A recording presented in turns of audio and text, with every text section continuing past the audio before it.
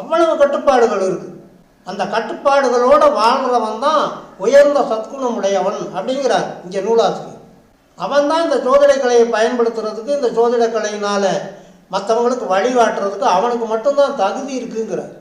உத்தம சத்குணம், பொறுமை, அறிவு, மனு, நீதி, ஈதல் பல கலை தெரிவோம் 3வது அடியில் சொல்கிறார். பெரியோர்கள் தம்மை எதிர்த்து வாது உரையாமல் இணக்கமுடையனுமாய், தர்மம் பண்ணக்கூடிய மனப்பான்மை படைத்தவனாக இருக்கணும். பல கலை தெரிஞ்சு வச்சுருக்கணும்.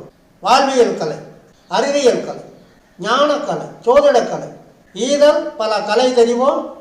பெரியோர்கள் தம்மை எதிர்த்து வாது உரையாமல் இணக்கமுடையனுமாய், பெரியவங்களை பார்த்தா அவங்க ஏதாவது சொன்னாங்கன்னா உடனே பதில் சொல்லணும். அவங்களுக்கு எதிராக வாதம் பண்ணக்கூடாதுங்கிறார்.